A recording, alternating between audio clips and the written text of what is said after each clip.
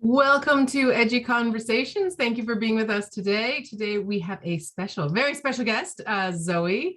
Zoe is a new ministry leader who's been working with Southminster Steinhauser and Camp Dragonfly and have some nature-based programming with Emberwood. So I'm going to let her give all the details and the exciting things. So thank you for being with us, and let's listen to Zoe's story.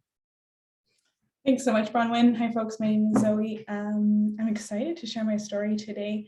I've been with Southminster Steinhauser United Church in Edmonton, Alberta on Treaty 6 territory since 2018.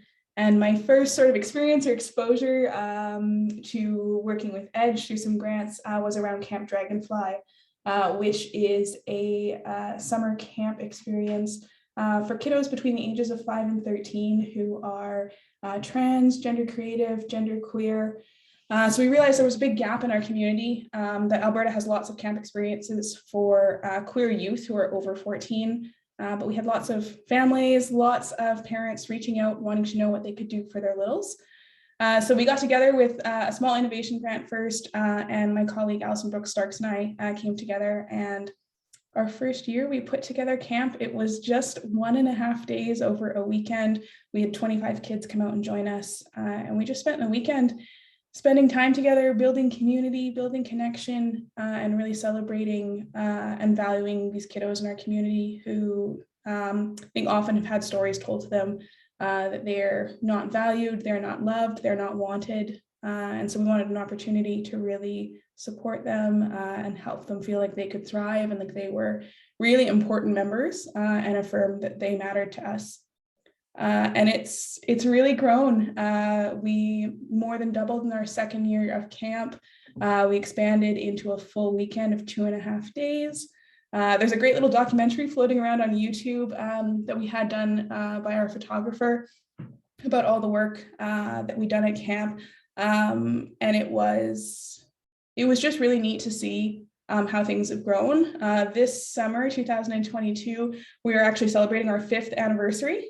So we've worked really hard to make things sustainable and to keep going. And we've just continued to grow. Every year we've doubled our capacity. We're kind of bursting at the seams at our current church building. We're going to have to start looking, I think, for a new place to hold camp because we don't have the capacity to have all those kiddos in one place. And I think we've been really lucky. Alberta doesn't have anything else like this, but it's expanded beyond that. So we've had kiddos fly in from Yellowknife to join us for the weekend.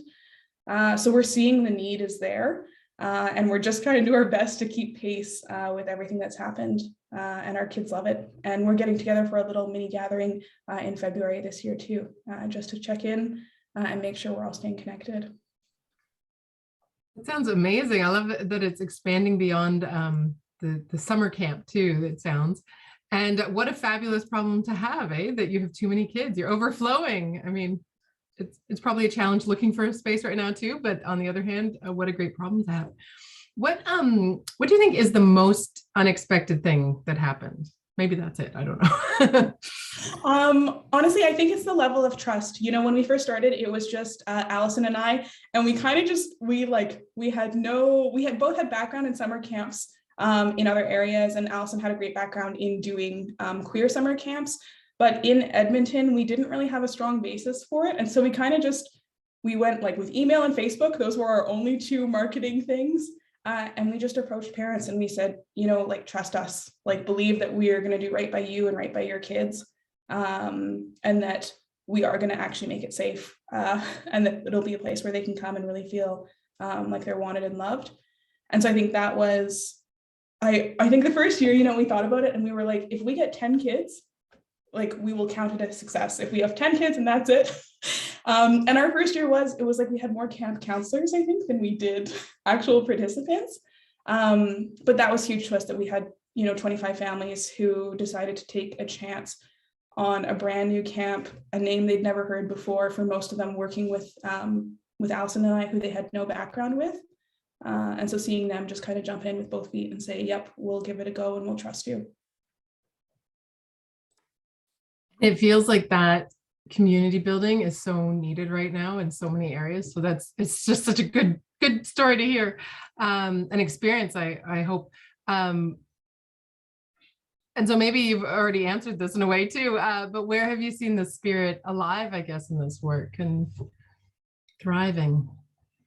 It really is, based in our community and based in our relationships. One of the things we really wanted to do with Camp Dragonfly was build in this sense of like ongoing community and community that continues to ripple out. So we know that there are lots of kiddos out there who are trans and queer, whose families and parents just aren't ready to walk with them in that way.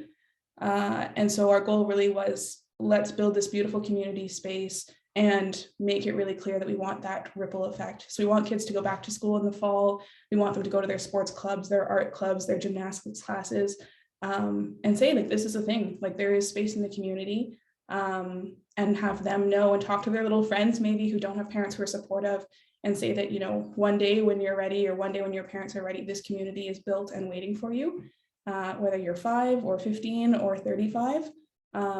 We are building this space to last for generations. That's so incredible, and what an incredible vision to have, like, and to be able to have experimented with it, and then also had such success with it. So I guess what's next? I mean, maybe that's the big vision. So how do you get there? What's your next step, do you think?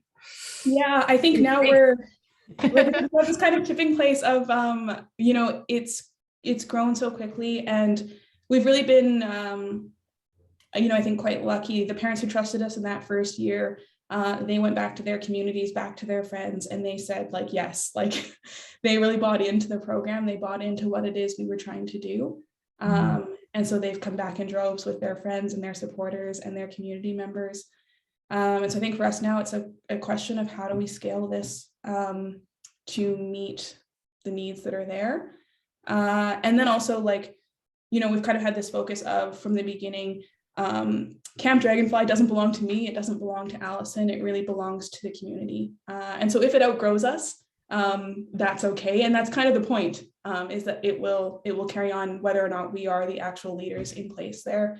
So we've had some really great opportunities to relationship build with some folks out in Ontario who want to start a version of Camp Dragonfly, some folks in Southern Alberta who want to start a version of Camp Dragonfly. And so I think for us, it's about like not being proprietary or having that lens on it. It's about how do we make this as big and as far an outreach as possible. Amazing. I love that. Yeah, part of it is sort of letting it go, or letting it grow naturally, I guess, right? See where it goes, see where the spirit leads. Yeah. Is there anything else we should know about Camp Dragonfly? It's honestly, yeah, so folks can go to camp-dragonfly.com. We've got our registration up right now for our little winter gathering, which will be in Edmonton. It'll be outdoors. It's going to be cold, but we're used to that and we're tough. So no dragonflies though. No dragonflies. And then this summer, camp will be from August 12th to 14th over the weekend there. Registration for that typically opens in early May. So if folks have littles around the country, they're welcome to join us. We've got space for everybody, and we have a cap on registration. So as they keep coming, we will make it work. I love it. I love it.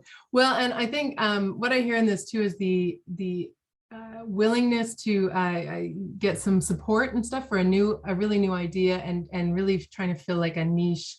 Really a ministry of creating community. So thank you so much for all that you have done, and to Camp Dragonfly and all of those that have supported that. And thank you for sharing your story with us today.